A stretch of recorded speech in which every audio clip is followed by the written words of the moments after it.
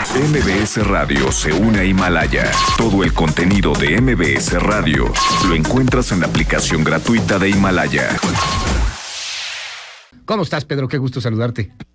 Sí, buenos días, qué gusto saludarte a ti y a quienes nos escuchan. Fíjate que sí, en efecto, en los primeros 3 meses del 2020, la reacción de los inversionistas extranjeros, lo mismo en instrumentos financieros como deuda y acciones del mercado bursátil, que en actividades productivas como las empresas que tienen el capital de origen extranjero y que operan en México, ha ido de la mano con el cambio en la percepción de riesgo que prevalece entre los empresarios de nuestro país.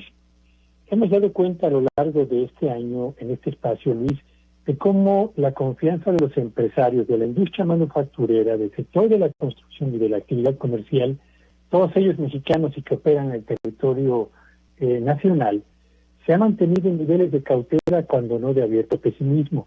Y esta circunstancia, esta percepción de los empresarios mexicanos ha evidentemente contagiado la percepción del riesgo que prevalece entre los inversionistas extranjeros. Así que, de acuerdo con las cifras del Banco de México, en los primeros 3 meses de este año, Luis, salieron de nuestro país y por concepto de inversiones estrictamente financieras casi 8,000 millones de dólares. Es decir, eran inversionistas que tenían recursos en deuda mexicana o en acciones de empresas mexicanas y que al ver cómo se ha ido deteriorando la calificación de la deuda mexicana y al mismo tiempo cómo se van deteriorando las perspectivas de la actividad económica de nuestro país, prefieren entonces sacar esos recursos de nuestra actividad económica para colocarlos en economías donde a lo mejor el rendimiento que van a obtener es menor, pero la seguridad que van a alcanzar es evidentemente mucho mayor.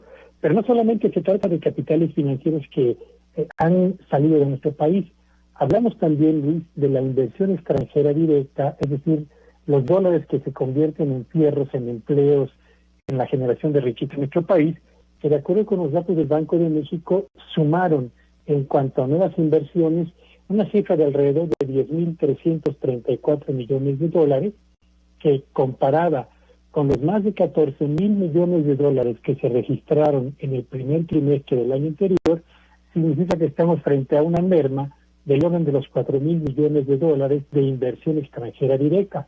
Así que al sumar la salida de inversiones financieras más la pérdida de inversión productiva, estamos frente a una pérdida de recursos que escala los 12,000 millones de dólares en el primer trimestre de este año, y eso que estamos todavía en el periodo previo al agudizamiento de las medidas de contención de la actividad productiva en México y de caída y suspensión de actividades más allá de nuestras fronteras, de actividades de empresas a las que evidentemente la operación de sus correspondientes en el territorio mexicano es tan relevante porque son proveedoras de materias primas. De modo pues que estamos frente a los primeros indicios de una catástrofe que en materia de inversión extranjera está ahí a la vista de todos y que no ha alcanzado todavía su punto más álgido, Luis. Oye, Pedro, me llama la atención algo que sucedió también el día de ayer.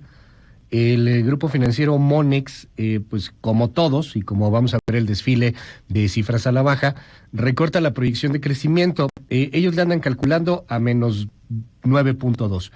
Ya hemos hablado, hay quien ya le está apostando a menos 12, menos 14, hay quien está optimista y dice, bueno, a lo mejor menos 7, menos 8.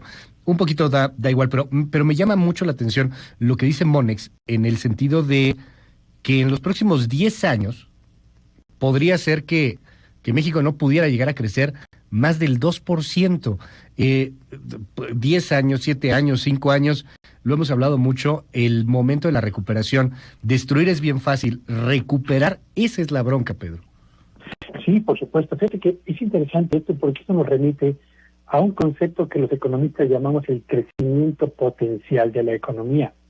¿Qué es el crecimiento potencial de la economía? Es aquel que proviene del aprovechamiento más eficiente de los recursos existentes, capital o inversión productiva, más mano de obra, recurso humano, en un ambiente económico estable por cuanto al desempeño de la inflación, por cuanto al comportamiento de las tasas de interés y con reglas del juego, y subrayo este último concepto, reglas del juego, respeto al Estado de Derecho, respeto a los contratos previamente suscritos, que den efectivamente a los inversionistas la tranquilidad para planear inversiones con criterios de largo plazo que permitan al país, entonces sí, tener infraestructura suficiente, tener empresas robustas y competitivas y mano de obra mejor calificada, mejor pagada y un mercado interno en expansión.